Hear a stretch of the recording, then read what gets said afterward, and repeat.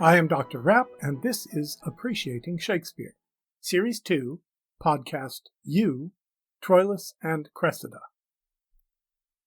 Troilus and Cressida is unique among Shakespeare's plays for not being a comedy, a history, or a tragedy. Like the comedies, it has many comical elements. Like the histories, it tells a historical tale. And, like the Decazibus tragedies, it involves the fall of princes. But it lacks the happy ending of the comedies, the relative authenticity of the histories, and the profound personal engagement of the tragedies. If we are to categorize the play at all, given its plot, language, and tone, it must be as a satire, as mentioned in Session 2 of Chapter 10 in Series 1. Even at that, the play is not a typical satire of the period, or indeed of any period, based as it is on an imaginative recreation of the famous heroes of the ancient Trojan War. Because of its uniqueness as Shakespeare's only satire, the play has suffered from critical attempts to force it into one of the more familiar categories of plays. Some have tried to see it as a tragedy by imagining Troilus as a tragic hero.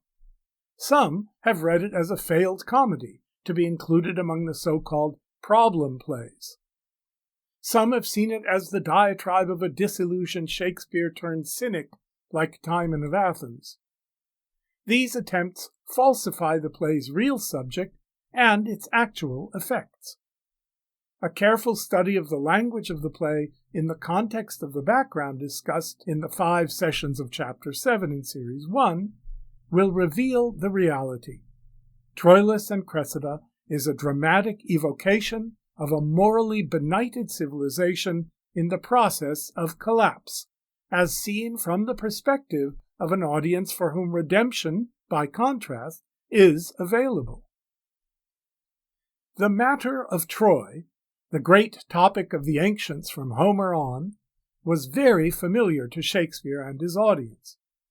The tradition of often retold tales combined veneration for the heroes of the Trojan War and horror at the destruction of the famous ancient city of Asia Minor. In other places, Shakespeare himself alludes to the greatness of the ancient Greek and Trojan heroes. The tradition was not pristine. In various versions, it included flaws in the heroes. But in general, the heroic reputation of the warriors on both sides at Troy prevailed. In this play, however, Shakespeare detaches himself and us from such veneration in order to serve his satirical purposes. In fact, it is precisely the universal fame of those heroic tales and the more or less permanent invulnerability of the traditional treatment of the matter of Troy that permit Shakespeare to use the Trojan War to achieve the effects he wanted, namely, to expose his audience to a biting analysis of the corruption and inevitable collapse of a whole civilization. To set such a depiction of the collapse of human society in a time and place closer to home would be to distract the audience with topical allusions and to risk government censorship, or worse. To accomplish his task, Shakespeare takes the whole matter of Troy and turns it on its head. Though he keeps to the external facts, the famously great ancient heroes are here riddled with major character flaws, their self-promotion but so much empty swagger, and their love but a pretense for lust.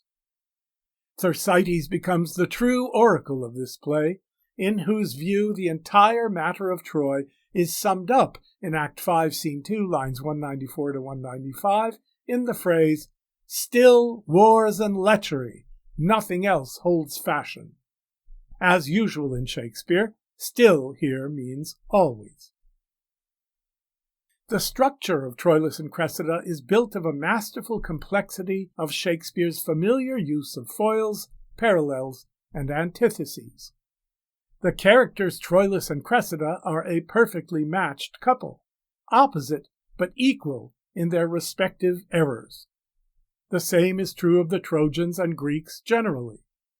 The play as a whole dramatizes two opposite but equally corrupt forms of moral blindness: misplaced idealism and cynicism. Together, these two characteristic forms of moral blindness account for the self-caused fall of the civilization depicted in the play. The play is named for the lovers, whose story came to Shakespeare from Homer via a line of descent, including Benoit de Saint-Maur's Roman de Troyes and Boccaccio's Il Filostrato, culminating in Chaucer's Troilus and Cressida, about 1385, and Robert Henryson's Testament of Cressida, later 15th century.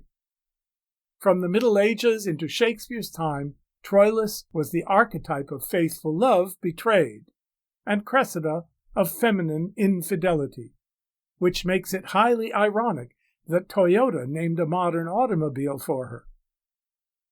Shakespeare keeps to the tradition with Cressida, but instead of taking Troilus as received, Shakespeare makes him into a lover equally, though differently, at fault. Cressida, appropriately enough, is the daughter of a Trojan priest who has gone over to the Greeks. Her own words show Cressida to be calculating, hypocritical, and unchaste from the start, well before she betrays Troilus with Diomedes. Her banter with Pandarus is risque, and she is guileful in manipulating him into manipulating Troilus. In Act 1, Scene 2, she says that with wit she will defend her wiles, and with secrecy, not virtue, she will defend her honesty, lines 261 to 262.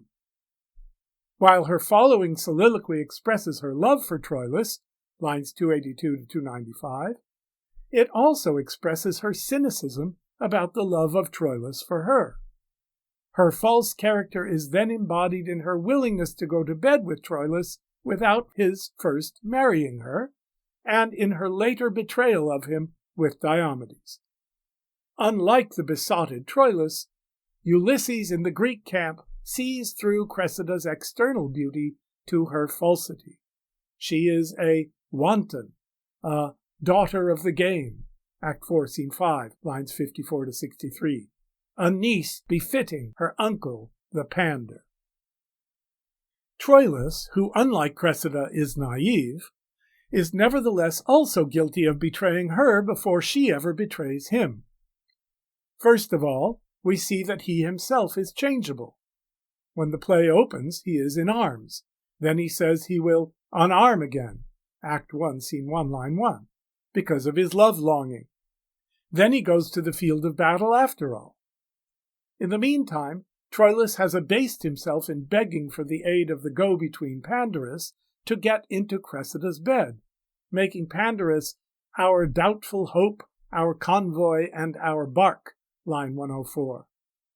He subjects himself to a salesman who praises Cressida to Troilus and Troilus to her in order to tantalize the already converted, and Troilus cannot imagine that the resistance of both Pandarus and Cressida is merely contrived, as in fact it is.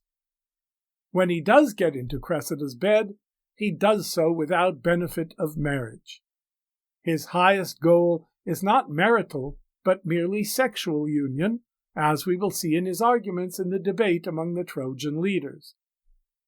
At the end of the play, at Act 5, Scene 2, lines 165 to 166, he says about himself, "Never did young man fancy with so eternal and so fixed a soul," a perfectly ironic expression of Troilus's foolish devotion to notoriously changeable fancy rather than to love. In short, Troilus betrays Cressida by treating her as a mere object of his desire, and his pleasure in her bed as the ultimate good. For this betrayal, he is then repaid by Cressida's betrayal of him in the arms of Diomedes. Troilus is foolishly ardent and ingenuous. Cressida is cynically designing and disingenuous. Troilus fights for Troy. Cressida goes over to the Greeks. Like the lovers who give their name to the play, the warriors of the two armies are depicted as suffering from a similarly complementary corruption of values. Their respective betrayals of the heroic ideal are explicitly conveyed in the two great debates, one among the Greek leaders, Act 1, Scene 3, one among the Trojan leaders, Act 2, Scene 2, and in their conclusions. Like Cressida, the Greeks are cynically debunking of all ideals. Their debate is about the law of political relations, hierarchy versus insubordination. Like Troilus, the Trojans are foolishly ardent about false ideals. Their debate is about the law of personal relations, marriage versus lechery.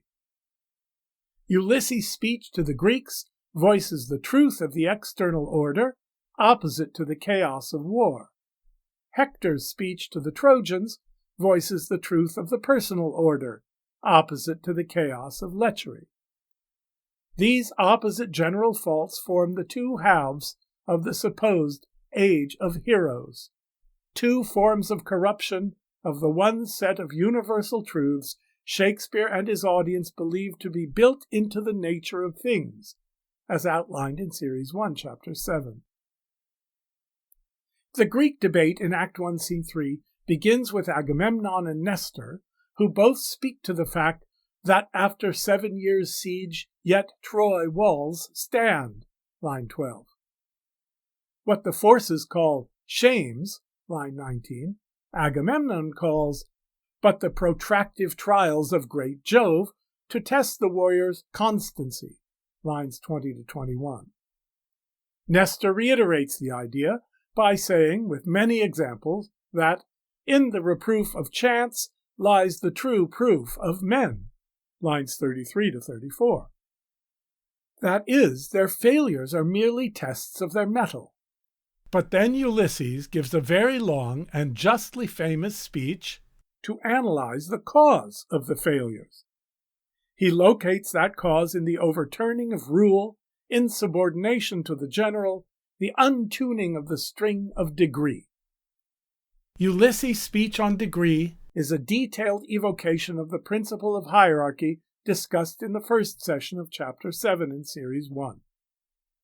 Only by keeping their places in the hierarchy of the universe are the natural and human worlds, planets, elements, communities, schools, brotherhoods, commerce, prerogative of age, crowns, scepters, laurels, line 107, sustained.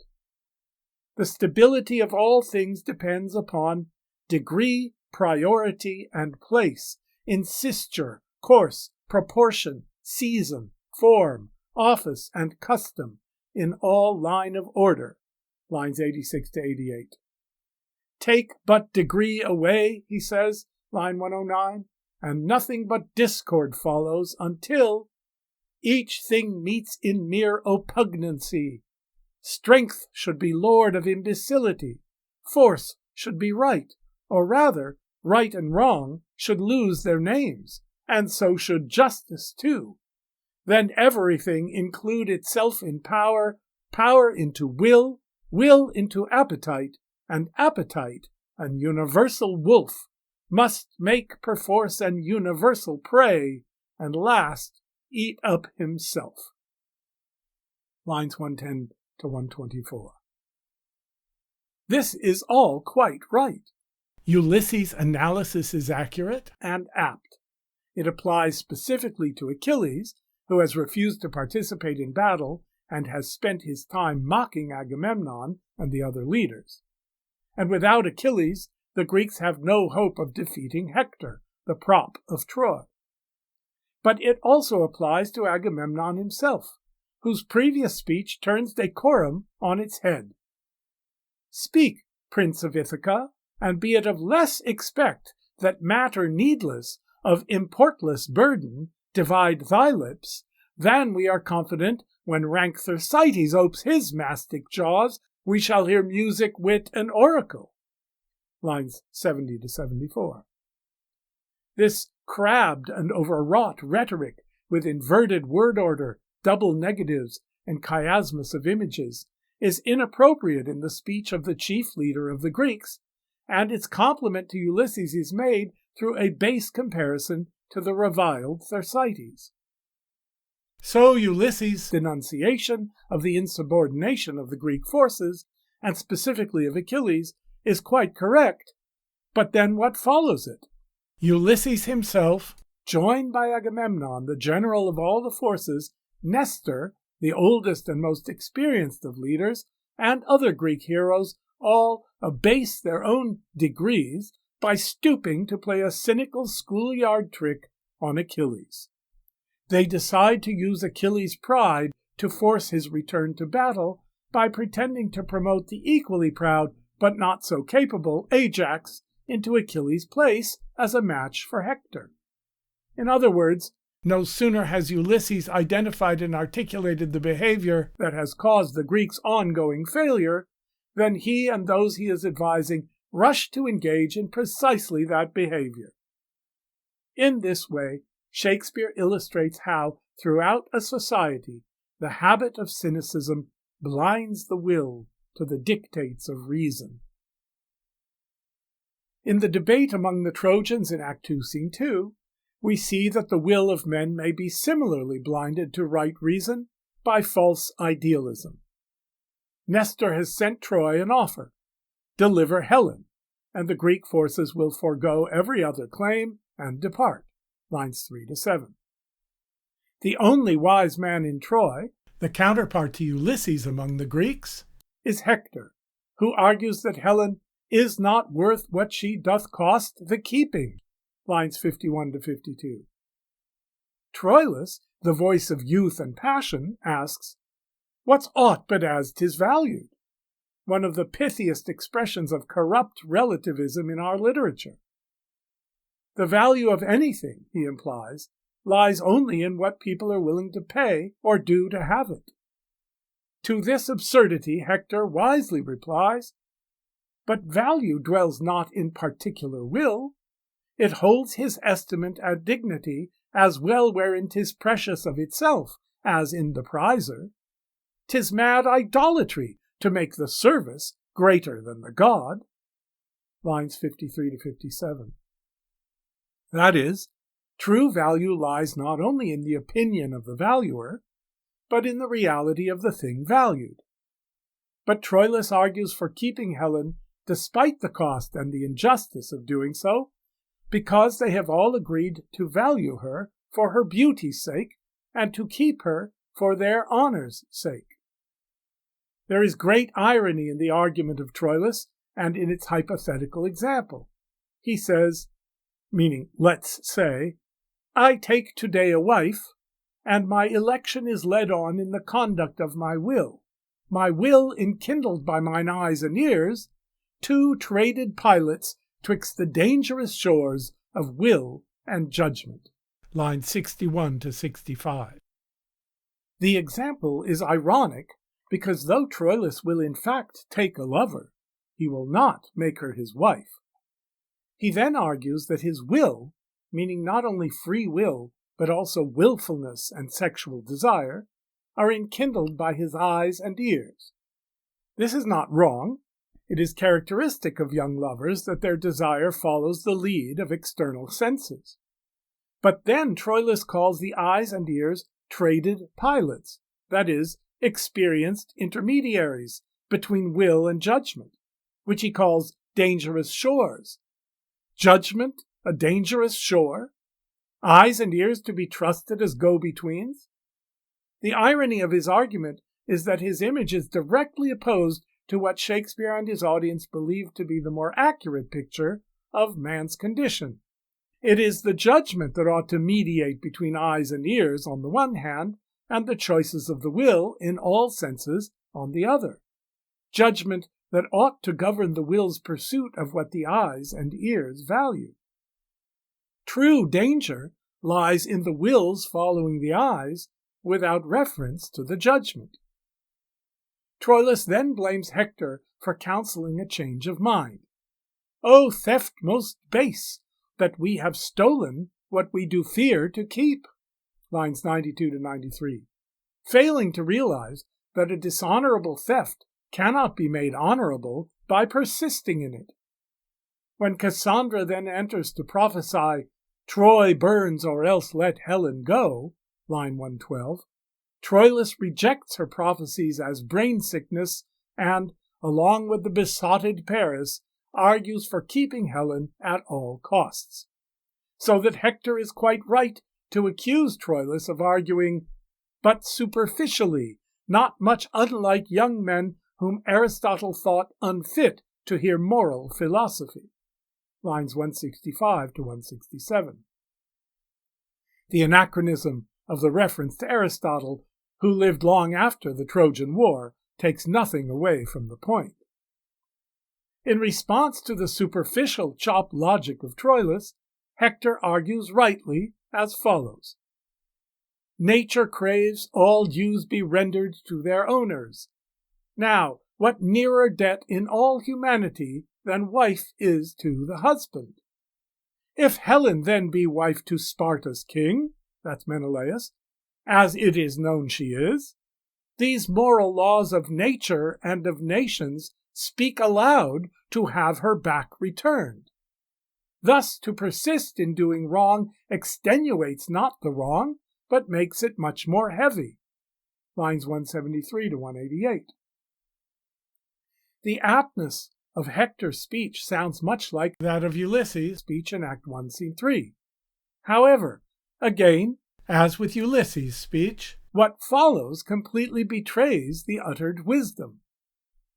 Hector's opinion is this in way of truth, yet ne'ertheless, my sprightly brethren, I propend to you in resolution to keep Helen still, for 'tis a cause that hath no mean dependence upon our joint and several dignities. Lines 188 to 193. In other words, he caves in. He jettisons his rational and virtuous loyalty to the laws of nature and of nations in favor of pursuing a superficial idea of honor. Since we have stolen her, our dignity requires that we should keep her. Dignity, not virtue. Hector's moral collapse here prefigures that which will occasion his own death. Later in the play, ignoring Cassandra's prediction and the dreams and entreaties of his wife, his mother, and his father, King Priam, Hector goes into battle, where he chases after a Greek for his shiny armor.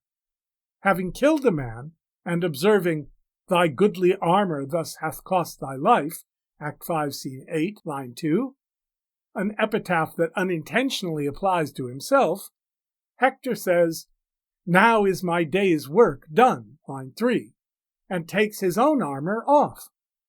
He is immediately surrounded and killed by Achilles' myrmidons. Hector's valuing of armor over life leads to his losing his own life for the sake of a goodly armor. Of course, he loses it to the utterly reprehensible and unheroic choice of Achilles to have his men surround an unarmed man and kill him because Achilles himself has been physically weakened by his idleness. But this is the point. One morally corrupt army is warring against another, the anti-heroic wishful thinkers against the anti-heroic cynics. Both exhibit a benighted disregard of fundamental moral principles. In both the debates, then, true value is articulated, then betrayed. As in the supposed love relationship between Cressida and Troilus, so in the war relationship between Greeks and Trojans, moral blindness leads to destruction. People betray others because they have betrayed themselves. The play demonstrates what the world is like when the essence of the advice of Polonius in Hamlet, written at about the same time, is rejected. This, above all, to thine own self be true, and it must follow as the night the day, thou canst not then be false to any man. That's Hamlet, Act 1, Scene 3, lines 78 to 80. Immoral in himself, one cannot be true to others. Beyond the major contrasting foils of Cressida and Troilus, Greek and Trojan, Greek debate and Trojan debate, A partial list of the many parallels and antitheses of the play would include the following. The vicious mascot of the Greeks is the cowardly biting dog Thersites, and that of the Trojans, the sexual go-between Pandarus. The prophecies of the Greek Calchas are used to gain his own advantage. The true prophecies of Cassandra are met with disbelief. Ulysses the Greek speaks the truth about value, then betrays it. Hector the Trojan speaks the truth about value, then betrays it. Agamemnon, the leader of the Greeks, is reduced to a cheap trick to entice Achilles to fight. King Priam of Troy is reduced to begging his son Hector not to fight. The great Greek hope Achilles, weakened by inaction, runs away from Hector and then has his men surround and kill the unarmed hero. Hector, the prop of Troy, chases after a shiny armor, unarms, and is killed in an unfair fight. Achilles, against the will of his people, declines to go to battle so he may keep an oath he made to the enemy Trojans for love of the Trojan girl Polyxena. Hector, against the will of his people, goes into battle in order to keep an oath made to the enemy Greeks to fight them for his honor. Patroclus begs Achilles to fight, Andromache begs Hector not to fight. Cressida is a calculating Trojan held by the Greeks. Helen is a flighty Greek held at Troy. The whole war turns on the broken marriage of the feckless cuckold Menelaus and the beautiful nitwit Helen. Hector's words about Helen at Act 2, Scene 2, lines 51 to 52, "She is not worth what she doth cost the keeping," are validated by what we see of her in Act 3, Scene 1. In that scene, Pandarus comes to get Paris to make excuses to Priam for Troilus' absence from court. Troilus is absent because he will be spending the night in Cressida's bed. Helen engages with Pandarus in naughty verbal byplay and persuades him to sing a naughty song called "Love, Love, Nothing But Love," lines 113 and 115. Shakespeare has made Helen a perfect focal point of the drama of corruption by overturning her mythic reputation for beauty and showing her to be a shallow, frivolous ditz. Paris's love for her is seen to be an equally frivolous sensuality, with no hint of the marriage of true minds of Sonnet 116. As with Cressida and Troilus, there can be no true love in this Greek-Trojan couple, because she is an empty vessel and he is a worshipper of her shell. To sum up, the Greeks are cynics, debunking every ideal and believing in nothing. The Trojans are fools, rushing in without the rational capacity to govern passion with reason or weigh competing ideals, too young for moral philosophy. At Act 2, Scene 1, line 126, Achilles responds to the chivalric challenge from his ideal opposite with "'Tis trash," and kills Hector in cynical cowardice. Hector believes that whatever he does is right because he is the hero, Hector, and dies chasing a shiny armor. Ulysses schemes to pit Achilles and Ajax against one another in a pride that supplants all possibility of heroism. Pandarus schemes to unite Troilus and Cressida in a lust that supplants all possibility of love. Troilus foolishly idealizes sexual love, while Cressida cynically uses it. Hector foolishly idealizes his own heroism, while Achilles cynically squanders his. To paraphrase Yeats in The Second Coming, lines 7 to 8, the knowing Greeks lack all conviction, while the foolish Trojans are full of passionate intensity. Because of these corruptions of the true order of values, all fall prey to the universal wolf appetite, the concluding image of Ulysses' great speech on degree, Act 1, Scene 3, line 121. The play begins with the prologues minimizing the matter of Troy. The ravished Helen, Menelaus' queen, with wanton Paris sleeps, and that's the quarrel. Prologue, lines 9 to 10. This reductive figure of speech is called meiosis, of which, in a sense, the whole play can be read as an instance. The play ends at Act 5, Scene 10, with the venereal, disease-ridden Pandarus, a perfect embodiment of appetite, the universal wolf, eating up itself. Now here are 3 key lines of the play. Key line 1.